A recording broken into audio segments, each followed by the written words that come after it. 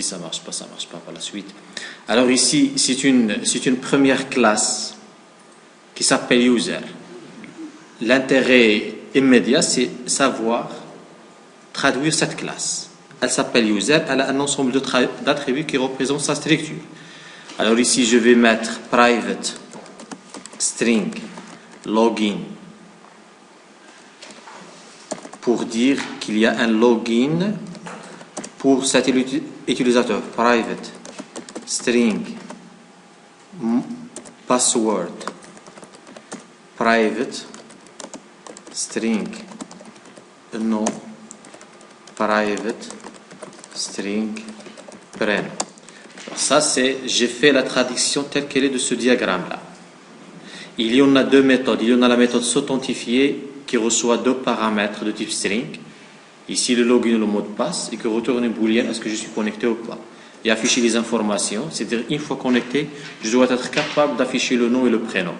Alors, le deuxième bloc, bien le troisième bloc, public, ou bien void, afficher info.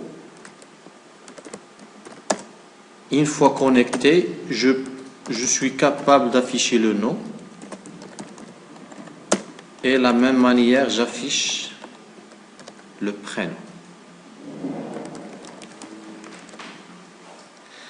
Alors, si je souhaite dans un premier temps réaliser un programme de test, programme, ensuite, cette classe-là, elle doit contenir le main pour que ma classe soit exécutable. Public static void main. Finish. Alors, ici, je vais créer un premier utilisateur. User égale à new user. Et on va appeler les méthodes. Pour le moment, je peux pas communiquer avec la structure pour sa mise à jour, pour initialiser les valeurs. Ces valeurs, c'est-à-dire ces attributs. Il n'y a pas un constructeur ou bien il n'y a pas une méthode qui permet d'assurer ça. Par exemple, init données ou bien les getter, etc. Jusqu'à maintenant, je vais mettre en place un constructeur qui reçoit tous les paramètres nécessaires pour initialiser un utilisateur, un objet. Public user, nous avons dit le constructeur doit porter le même nom que la classe. Alors, string nom, string prénom, string login et string password.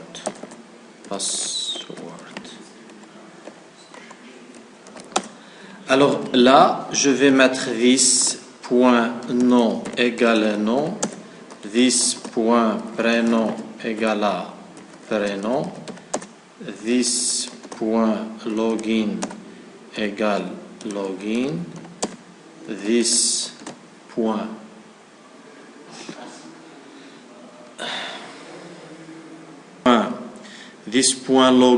égale login, this.password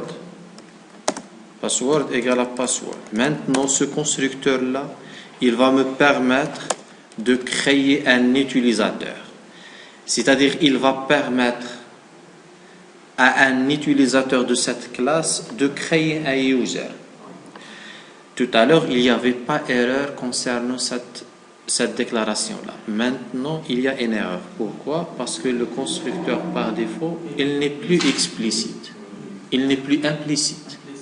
Il faut l'expliciter. Pourquoi? Parce qu'une fois définir un constructeur, le constructeur, il porte le même nom que la classe. Une fois définir un constructeur avec paramètres, à ce moment-là, le constructeur par défaut n'existe plus. Il faut l'expliciter pour pouvoir l'utiliser. Maintenant, pour pouvoir l'utiliser, je dois mettre user comme ça. D'accord? Je dois le déclarer. Et comme ça, je vais pas avoir l'erreur. D'accord? Mais oui. Non, mais il devient obligatoire une fois un constructeur avec paramètres est mis en place. À ce moment-là, il devient obligatoire de l'expliciter. Alors maintenant, même user, je peux pas initialiser les attributs de ma classe user parce que déjà elles sont définies privées, c'est-à-dire elles ne sont pas accessibles depuis l'extérieur. Voilà, soit les getters ou bien les setters, ou bien au lieu d'utiliser ce constructeur-là, je peux utiliser celui avec paramètres. Alors, Ali comme nom, je dois respecter le nombre de paramètres. Baba comme prénom, Ali, de toute façon ici passe login, Ali, et password Baba par exemple. Maintenant, j'ai passé en paramètre toutes les valeurs nécessaires pour que je puisse créer un utilisateur. Maintenant, la classe programme, elle utilise la classe user pour créer un utilisateur. Maintenant, j'ai créé un objet qui s'appelle user. Objet, nous avons dit, c'est pas objet, abus de langage. Normalement, on dit la référence. Et l'objet, c'est use, user, et ainsi de suite. Donc, le user, il stocke l'objet. C'est une référence qui stocke l'adresse de l'objet. Alors, maintenant, je peux utiliser la méthode afficher info. Afficher info, nous avons dit, c'est jusqu'à maintenant dans afficher info. Qu'est-ce que j'ai affiché? J'ai affiché seulement le nom et le prénom. Alors, si je teste, je vais avoir le résultat nom Ali et prénom Baba. D'accord? Alors, là, je vais changer juste ici parce que je fais copier-coller. Alors, prénom. Mais l'énoncé de l'exercice, il dit quoi? D'accord? À partir, c'est-à-dire dans un premier temps, écrire le code de la classe user, ajouter une méthode init donnée qui permet d'initialiser le login et le mot de passe. Je ne l'ai pas encore mis, je vais la mettre. Je vais mettre une méthode publique void init donnée qui reçoit en paramètre string login, string password. De la même manière, je peux mettre this.login égale login et this.password égale à password. D'accord? Alors là, elle permet d'initialiser les données. Dans ma classe, je réponds question par question. Écrire le code source de la classe user, je l'avais déjà mis, et j'ai mis en place un constructeur avec paramètres. J'ai ajouté cette méthode-là, surcharger la méthode init donnée pour qu'elle soit capable d'initialiser tous les attributs. Alors maintenant, je parle de surcharge de méthode. Surcharge de méthode, c'est-à-dire garder le même nom de la méthode, c'est-à-dire init donnée, et elle doit être capable d'initialiser toutes les informations, plus que le login au mot de passe. String nom, string prénom. Alors, cette méthode maintenant, elle est surchargée. Elle peut initialiser tous les attributs de ma classe user. Alors là, je vais mettre prénom. À chaque fois, je reviens vers le concept classe objet. Jusqu'à maintenant, nous avons fait le concept classe public classe user. Nous avons utilisé le concept classe objet. User U égale un user. Nous avons un objet stocké dans la référence user. Constructeur. Nous avons utilisé deux constructeurs, soit avec paramètres ou bien sans paramètres. Les attributs, ce sont le login, le mot de passe, le nom et le prénom. Les méthodes, la méthode initialisée donnée. La surcharge de méthode, initialiser les données qui permettent de toute façon, je peux avoir une initialisation de deux manières différentes. Soit initialiser seulement le login et le mot de passe, ou bien initialiser toutes les données. Constructeur avec paramètres, nous l'avons fait. Et les membres statiques, pas encore. Alors, jusqu'à maintenant, et pour, de toute façon, j'aurais besoin de cette classe. C'est une classe utilitaire, si vous voulez dire. C'est une classe, parce que dans la programmation orientée objet, il y en a deux types de classes. Classe personnalisée que je crée moi-même en tant que développeur. Il y en a des classes qui sont déjà prédéfinies. Par exemple, la classe scanner, c'est une classe qui est déjà prédéfinie dans le GDK et elle se trouve dans le package Java util.scanner. Alors, pour ce faire, pourquoi je vais utiliser cette classe-là? Supposons que nous avons un utilisateur dont ces informations sont stockées en dur dans la classe programme. Normalement, dans la réalité, les données doivent être issues à partir de la base de données. Maintenant, je vais juste supposer que ces informations sont stockées en dur dans la classe programme. String, par exemple, login égale à, par exemple, égale à Ali, par exemple, 77, d'accord? String password, string nom, string prénom. Ils doivent être dans la classe programme ou une autre méthode. D'accord? Maintenant, qu'est-ce que je vais faire? Je vais lire des entrées au clavier et afficher toutes les informations nécessaires. D'accord? Supposons, moi, j'ai cet utilisateur-là. Alors, clavier, je peux appeler la méthode scanner, la classe scanner. Je peux appeler son objet clavier égale new scanner. D'accord? Elle reçoit en paramètre système .in, par exemple. Maintenant, mon objet clavier, il permet de communiquer avec l'utilisateur. Alors, qu'est-ce que je vais mettre? Je vais déclarer une chaîne de caractères string n, string s1, ou bien s non, string s prénom.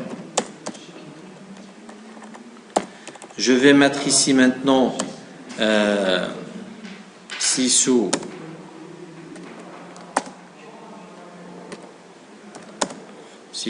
entrée login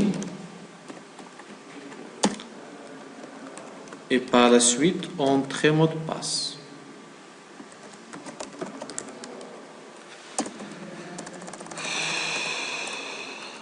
Passe. Ici, je vais lire au clavier. Lire au clavier. S non égale clavier point read. Next line. Oui, next line. D'accord. Et de la même manière pour le prénom, je vais le lire au clavier. Non prénom, on a pris login mot de passe. Login et passe. Ici login et passe. Parce que je suis en train de répondre au cas d'utilisation s'authentifier. Je lance l'interface, elle me demande le login ou le mot de passe. Alors, une fois, if, par exemple, login, if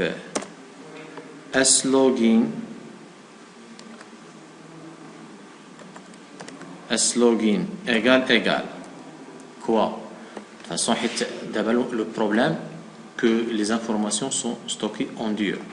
Je suppose égal à CBSB. D'accord? Et password et espace égale.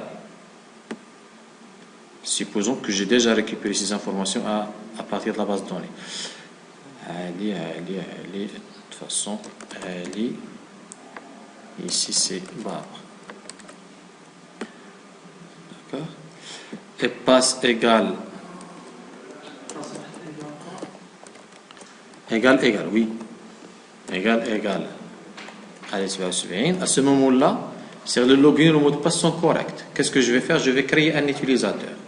Je vais mettre user u égale à new user quoi s login s non le nom prénom nom prénom, sachant que ces informations doivent être récupérées à partir de la base de données. S passe, oui.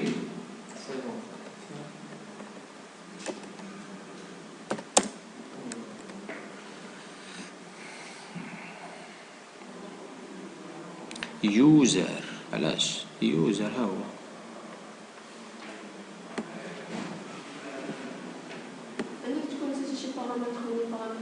لا هذيك صحيحة.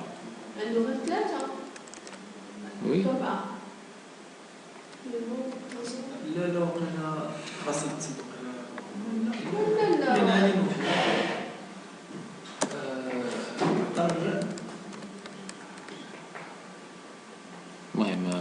ما قبلتهاش mais c'est pas grave de toute façon ça marche. Alors us égale à new user machin et ainsi de suite. Et après une fois trouvé l'enregistrement, je vais afficher ces informations. Et je peux. C'est quoi les informations? Voilà, je vais afficher le nom et le prénom. Moi, j'ai entré le login, le mot de passe. Il va créer un objet qui contient le tout et il va afficher le nom et le prénom. Alors, nous avons dit en dire. C'est quoi déjà? Alice avec A majuscule. Alors, si j'exécute ça.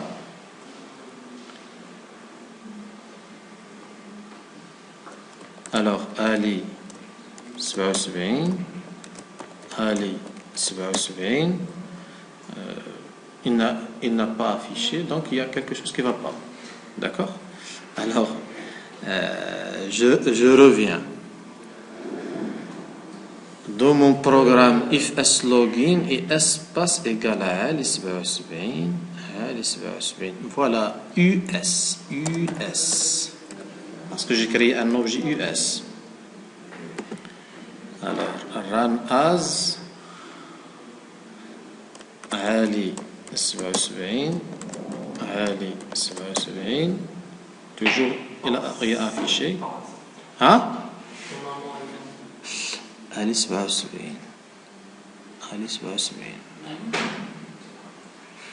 غنديرو ماشي ايكال غنديرو بوان ايكوالز واخا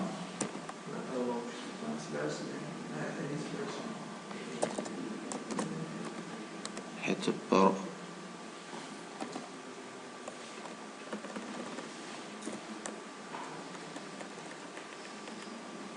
voilà. Maintenant on va tester.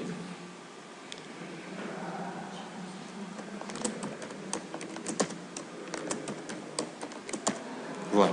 Normalement, égal, ça ne marche pas avec les strings parce que c'est un objet. C'est pour cela il faut passer par equal. C'est une méthode qui permet de comparer. Alors, maintenant, j'ai affiché, je suis authentifié. Alors, les concepts suivants. Créer une variable qui permet de comptabiliser le nombre d'utilisateurs connectés. Maintenant.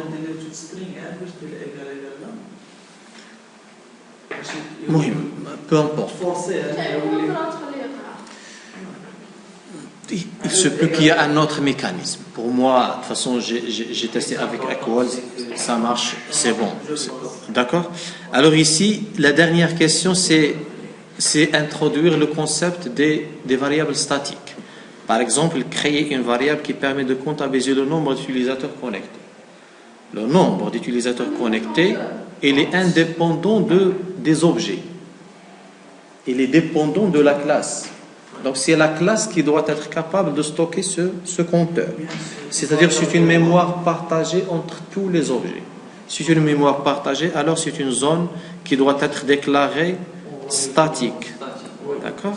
Alors statique, je vais la mettre par exemple public ou bien private. Généralement les attributs statiques sont publics. Public, statique. NB, initialisé à 0. Et pendant public static int. Alors ici, dans chaque constructeur, je vais mettre un B++. Ici, j'ai deux constructeurs, je dois les mettre dedans. Alors, dans la classe programme, j'ai créé combien d'utilisateurs? User, new user, le premier, le deuxième AAS, et je peux créer un troisième user, I3 égale new, tout simplement user. D'accord? Alors si je vais maintenant afficher ici sous nombre total, nombre égale à NB, il doit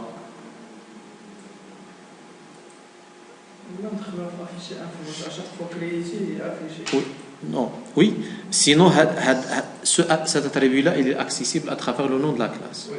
Un attribut statique, par définition, il est accessible. Voilà, user, point. Ou bien, je peux y accéder par n'importe quel objet. N'importe quel objet, il peut accéder à cette information. D'accord? Donc, je peux mettre, par exemple, ici, 3. Alors ici, partager, elle est accessible à travers le nom de la classe et à travers les noms des objets. Entrée login, Ali, 77, Ali, 77, le nombre égale à 3 parce que j'ai créé 3 objets différents. Alors ça, c'est jusqu'à maintenant pour introduire ces concepts-là qui sont classe, objet, constructeur, attribut, méthode, surcharge de méthode. Nous avons surchargé la méthode init donnée. Constructeur avec paramètres, éléments var statique. Ça, c'est pour le premier concept.